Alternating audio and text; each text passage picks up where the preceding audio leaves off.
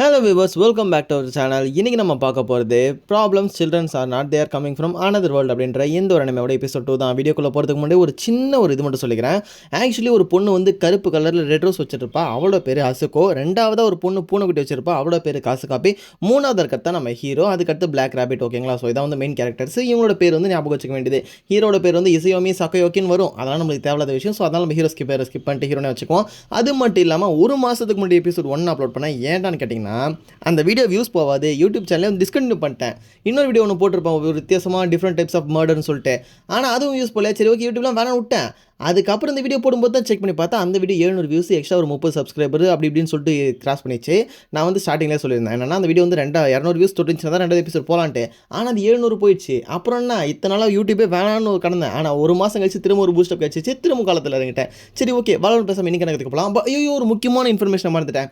Actually நம்ம hero, அப்புறம் அசுகா, காசுகாபி, இவங்க 3 பேருமே வேறு வேறு உலகத்துலேருந்து வந்தவங்க. ஆக்சுவலி ஒரே உலகம் தான், வேறு வேறு டைம் லைன்லேருந்து வந்தாங்க. உதாரணத்துக்கு நம்ம ஹீரோ பார்த்தீங்கன்னா மாடர்ன் டேயில் வந்து கோட் சூட் போட்டிருப்பாரு. அந்த பொண்ணு அசுகோ பார்த்தீங்கன்னா அவள் கொஞ்சம் ஓல்டு ஸ்டைலில் இருப்பா. அந்த காசுகாபி எந்த டைம் லைன்னே தெரியாது. பட் இருந்தாலுமே 3 பேர் வந்து ஒரே காலகட்டத்தில் கிடையாது, வேறு வேறு டைம் லைனில் வந்து வந்தவங்க. ஓகேங்களா? சரி ஓகே, பலன் பேசாமல் இன்றைக்கி எனக்கு கதைக்குள்ள போகலாம் வாங்க மக்களே. 2ஓட ஸ்டார்டிங் சீன்லையே நம்ம ஹீரோவும் பிளாக் ரேபிட் பேசிகிட்டு இருக்கா. அந்த ஒரு சினாரியோ தான் காட்டுறாங்க. பிளாக் ரேபிட் வந்து நம்ம ஹீரோ பிடிச்சி வாங்கிட்டு இருக்கான். சொல்லு பிளாக் ரேபிட், எதுக்காக எங்களை நீங்கள் வர வச்சுனே? பிளாக் ரேபிட், இல்லை உங்களுக்கு வந்து கடவுள் வந்து பவர்ஸ் கொடுத்துருக்காது, அதாவது இந்த கிஃப்ட் பவர்ஸ் வச்சு நீங்கள் பார்ட்டிசிபேட் பண்ணோம். ஸோ அதை நீங்கள் இங்கே பார்ட்டிசிபேட் பண்ணால் கிஃப்ட் கேம்ஸில் தான் முடியும். ஸோ அதுக்காக கடவுளால் தேர்ந்தெடுக்கப்பட்டோம் தான் நீங்கன்னு சொன்ன உடனே, இல்லை நீ போய் சொல்கிற, என்கிட்ட ஒரு கெஸ்ஸிங் இருக்குது. எனக்கு தெரிஞ்சு உங்களோட பார்ட்டி ரொம்பவுமே வீக்காக இருக்கணும், உங்கள் பக்கத்தை ஸ்ட்ராங் பண்ணுறதுக்காக நீ எங்களை இங்கே சப்போர்ட் பண்ணியிருக்கணும்னே.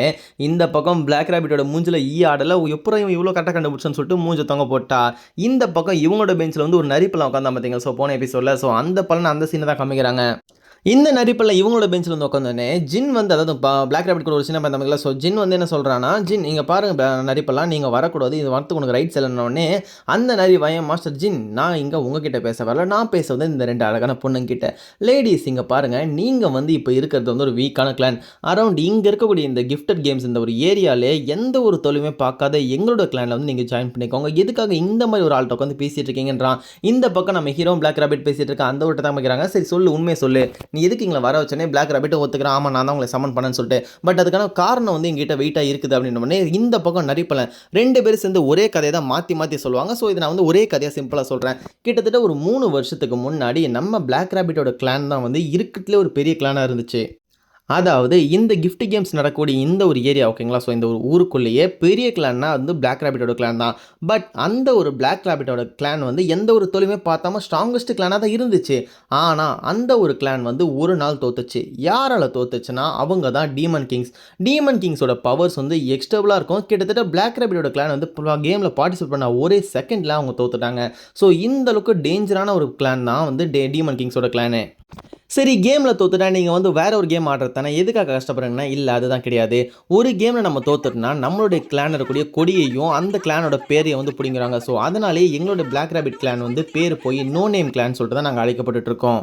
அதாவது கொடியை பிடினா நம்ம ஹீரோ கேட்குறான், கொடி மீன்ஸ் இந்த ஃப்ளாக் உங்களுக்கும் ஒரு சின்ன சிம்பிள் இருக்குமே, அந்த மாதிரி கேட்டேன். பிளாக் ரேபிட் அதே மாதிரி தான். ஏன் சரி ஓகே, நீங்கள் டீமன் கிங் வந்து அவ்வளோ ஸ்ட்ராங்கானா இதுக்கு அவங்க கிட்ட போட்டிக்கு போனீங்க, வேணான்னு சொல்லிக்க வேண்டியதுனா அங்கே தான் ஒரு முக்கியமான பிரச்சனை இருக்குது. டீமன் கிங் வந்து ஒருத்தரை சேலஞ்ச் பண்ணுறாங்கன்னா அவங்களால அந்த சேலஞ்ச் வந்து அக்செப்ட் பண்ணாமல் இருக்கவே முடியாது.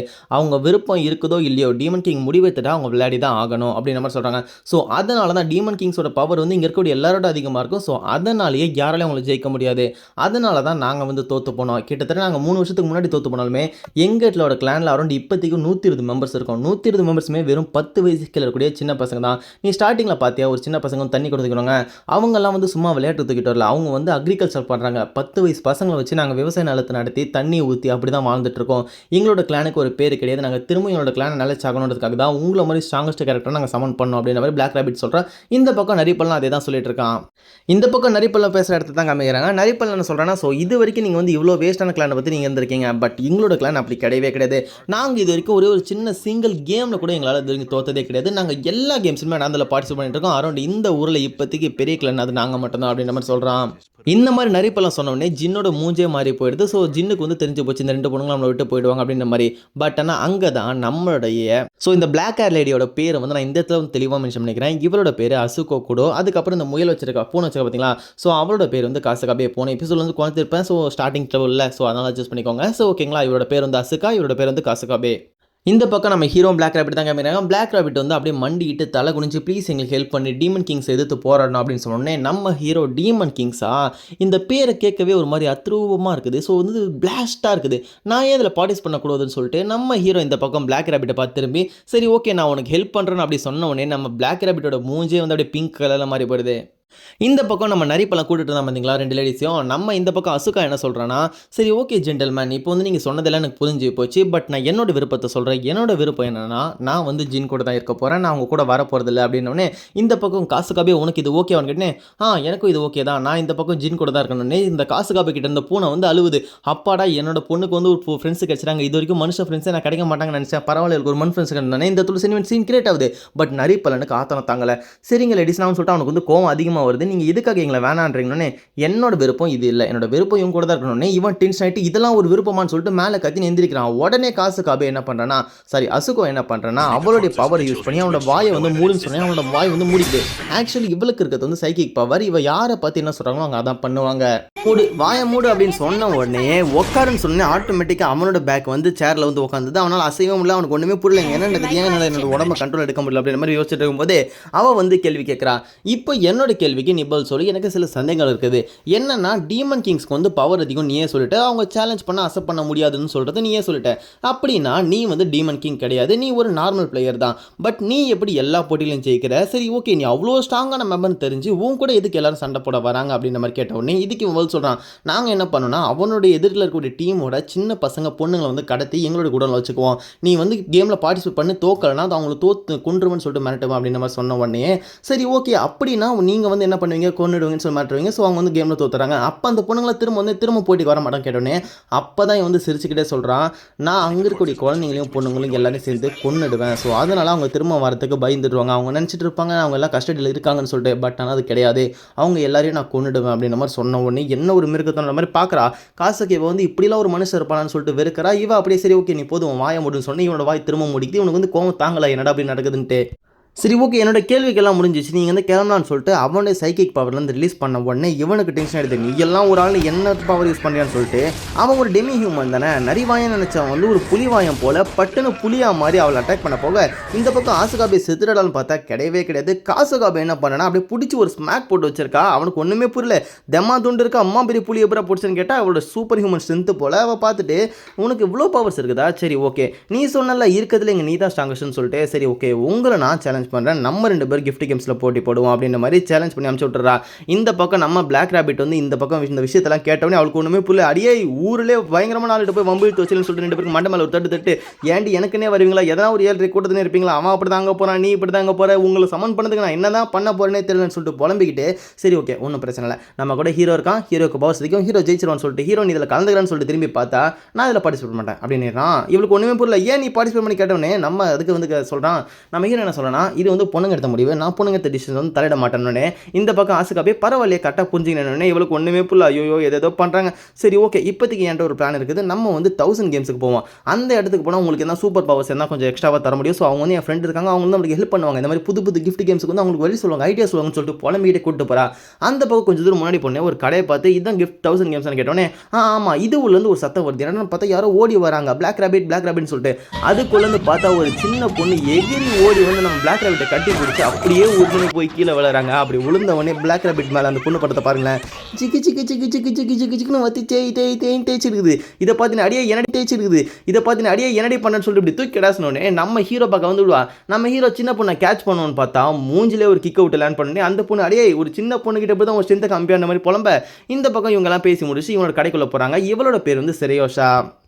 ஆக்சுவலி இந்த சிரையோஷா வந்து பார்க்க என்னதான் சின்ன பொண்ணா இருந்தாலுமே இந்த 1000 கேம்ஸோட ஓனரே இவ தான். ஆக்சுவலி இவ ஒரு டீமன் கிங். இப்போ வெளியே உள்ள நேரம் டீமன் கிங்னாங்களே. ஸோ அந்த மாதிரி அவ்வளோ ஸ்ட்ராங்கஸ்ட் ஒரு பவர்ஃபுல்லான டீமன் கிங்கு இவளும் ஒருத்தி. ஓகேங்களா, இவளும் அவ்வளோ ஒன்றே கிடையாது, பட் இவளும் ஒருத்தி. இந்த டீமன் கிங் தான் நம்ம ஹீரோ ஃபஸ்ட்டு ஒரு வாட்டர் கட் கூட சண்டை போட்டுப்பீங்களா போன எபிசோடில், அதுக்கு வந்து பவர் கொடுத்து அவ்வளோ பெரிய ஜெய்சண்டிக்கா பவர் கொடுத்ததே இவ தான். இந்த மாதிரி இந்த ஊரில் மொத்தம் 7 லேயர் இருக்குது. இந்த 7 லேயரில் யார் வந்து ஒன்றுக்கு ஒன்று மேலே இருக்காங்களோ அவங்க வந்து ஸ்ட்ராங்கஸ்ட்டு. இப்போ உதாரணத்துக்கு 7வது லேயர் இருக்கவங்க அவங்க தான் இருக்கிறது வீக்கஸ்ட் டீமன் கிங்னு சொல்லலாம். அதாவது இப்போ அந்த இடத்துல தான் வந்து பார்ட்டிஸ் எல்லாமே இருக்கும். உதாரணத்துக்கு நம்ம பிளாக் ரேபிட்டோட கிளான் எடுத்துக்கிட்டால் அது வந்து நோ நேம் கிளான். அது வந்து இருக்கிறதுல ஒரு பேரையற்ற கேம். ஸோ அதுக்கு வந்து கிளான் இருந்தாலும் அவங்க 7வது இடத்துல இருப்பாங்க.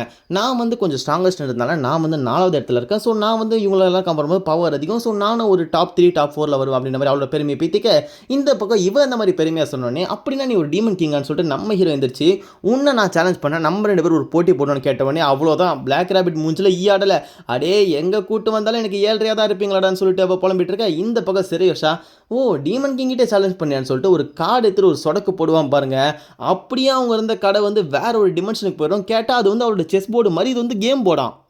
இவ அப்படியே இங்கே வந்து நீங்கள் தேவையில்லாமல் என்கிட்ட வாய் கொடுத்துட்டீங்க, நான் யாருன்னு காட்டுறேன்னு சொல்லிட்டு கேம் ஆரம்பிக்கலான்னு நம்ம ஹீரோ வந்து பார்க்குறான். ரைட்டு, இவகிட்ட பவர் அதிகம்னு சொல்லிட்டு நம்ம ஹீரோ என்ன பண்ணுறேன்னா, சரி ஓகே நான் வாயை முடிக்கிறேன், நான் எதுவும் பேச மாட்டேன், உங்களோட விருப்பம், நான் அந்த கேம் வந்து விளைக்கிறேன்னு. பட் இவ ஒரு டீமன் கிங் ஆக்சுவலி வந்து சேலஞ்ச் பண்ணிட்டா. இவரோட சேலஞ்சு அக்செப்ட் பண்ணாமல் இருக்க முடியாதுன்னொடனே வேறு வழி இல்லாமல் போட்டி போட்டு தான் ஆகணும். ஸோ 1-on பேட்டில் வந்து மாற்றுறாங்க. 1-on பேட்டில் வந்து யாருக்குன்னா இப்போ நம்ம வந்து சிரையோஷா வந்து வேற ஒரு இதை ரெடி பண்ணுவா. அதுக்கேற்ற மாதிரி இங்கேருந்து 60 போய் போட்டி பண்ணோம். அந்த மாதிரி ரூல்ஸ் வச்சுட்டு அவன் என்ன பண்ணா, கேமை ஸ்டார்ட் பண்ணுறதுக்காக அப்படி ஒரு கிரிஃபின் ஒரு சொடக்க போடுறான்.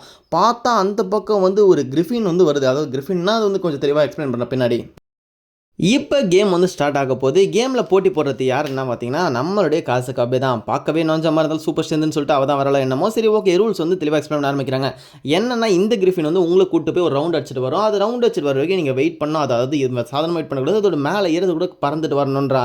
இந்த பக்கம் இவ போய் கிரிஃபின் கிட்ட பேச ஆரம்பிக்கிறா. ஆக்சுவலி இவளால் எது கிட்ட வேணால் பேச முடியலைங்களா. ஸோ கிரிஃபின் கிட்ட பேச வேணா, உன்னோட பேர் கிரிஃபின் தானே, இது வந்து பார்க்குது, பரவாயில்லையே உன்னால் தான் பேச முடியுதா, சரி ஓகே இப்போ நீ சொல்லு, நான் வந்து கிரிஃபின், இந்த உலகத்தில் இருக்கக்கூடிய எல்லா மிருகங்களுக்குமே ராஜா நான் தான். என்னுடைய மரியாதையை இறக்கி வச்சு உன்னை நான் ஏன் மேலே ஏற்றணுன்றதுக்கு என்ன பதில் தர? இப்போ உதாரணத்துக்கு நான் உன்னை போட்டியில் நான் ஏன் மேலே ஏற்றனாவே நீ வந்து அதுக்கு ஒரு பெட்டு வைக்கணும், அதுக்கு சரிசமமாக நீ ஒரு பங்கு வைக்கணும்னு காசுக்காக என்ன சொல்லுன்னா, சரி ஓகே நீ வந்து ரொம்பவுமே ஒரு மரியாதைக்குரிய ஆள் தான், நான் வந்து என்னோட உயிரை பெட் பண்ணுறேன்னு இந்த கிரிஃபினுக்கு வந்து பிடிச்சி போயிடுது. ஏன்னா பிகாஸ் ஒருத்தவங்களோட உயிர் தான் இருக்கிற வேல்யூபிள். ஸோ அதையும் வந்து பெட் பண்ணா இவரோட கட்ஸ் பிடிச்சதால இவளை வந்து அவள் மேலே ஏற்றிக்கிட்டு பறக்க ஸ்டார்ட் பண்ணுது. ஆக்சுவலி இந்த கிரிஃபின் எப்படின்னா காற்றுல வந்து படிக்கிற மாதிரி ஏறுது. நோட் பண்ணிகிட்டே இருக்கா கொஞ்சம் கொஞ்சமாக. இந்த கிரிஃபின் வந்து போக போக போக அப்படியே ஸ்பீடு ஏற்ற அப்படியே அவங்க அப்பாவோட ஞாபகம் வருது. அவங்க அப்பாவோட ஞாபகத்தை, அது கிரிஃபின் கீழே காசுக்கு வந்து ஹாஸ்பிட்டலில் நடக்கவே முடியாத நிலைமையில் இருக்கா. அப்போ அவங்க அப்பா வந்து இந்த கிரிஃபின் மாதிரியான கதையை தான் சொல்லிட்டு இருப்பாரு. அப்படி அவங்க அப்பா வந்து அவளுக்கு கிரிஃபின் கதையை சொல்லி முடிச்சுட்டு இப்படி ஒரு டாலர், அதாவது ஒரு உடன் டாலர் இருக்கும், அந்த டாலரை போட்டு விட்டா நீ வந்து நடக்க முடியும்னு சொல்லிட்டு அதை வந்து போட்டு விடுறாரு. அப்படி போட்டு வச்ச உடனே அவளால் ஆட்டோமேட்டிக்காக நடக்க முடியுன்ற மாதிரி தான் காட்டுறாங்க. பட் அதுக்குள்ளே இந்த பக்கம் பார்த்தா கிரிஃபின் வச்சு சுத்துன்னு சொல்லிட்டு கரன்னு சுற்று. இந்த பக்கம் பார்த்தா பார்க்கவே முடியல. அப்படியே திரும்ப ஃப்ளாஷ்பேக்குள்ள போகுது. அந்த டாலரை போட்ட உடனே தான் அவளும் நடக்கவே முடியுது. ஸோ அதுக்கப்புறம் பார்த்தீங்கன்னா ஒரு வழியாக இந்த கிரிஃபினோட எல்லா தாக்குதலையும் முடிச்சுட்டு அவள் இறங்கி கிரிஃபின் வந்து இறங்குன்னு சொல்லும் போதே அவள் அப்படியே கிரிஃபின் நிற்கும் போது காற்றுலேருந்து கீழே விழறா. பட் அந்த ஒரு டைமில் அவங்க அப்பா கொடுத்த டாலர் ஜொலிச்சு அப்படி இப்போ இந்த கிரிஃபின் எப்படி காற்றுல ஓடிச்சு அந்த மாதிரி ஸ்டெப்பாக அழகாக இறங்கி வந்தவொடனே இங்கே இருக்க எல்லாரும் பார்க்குறாங்க. அப்படியே உன்னுடைய பவர் வந்து மரவங்கிட்ட பேசுறது கிடையாது, நீ எந்த ஒரு மிருகத்தை பார்க்குறியோ அதோட பவரை காப்பி பண்ணுறது. ஆக்சுவலி ஃபர்ஸ்ட் எபிசோட இவன் மரத்துக்கு மரம் தாவி இருப்பா, அது வந்து பூனையோட பவர். ரெண்டாவதாக இப்போ வந்து கிரிஃபின் வந்து ஸ்டார்டிங் சொல்லியிருப்பா அது வந்து காற்றுல ஓடிச்சுன்னு சொல்லிட்டு இப்போ கிரிஃபினோட பவரையும் வந்து காப்பி பண்ணிட்டா.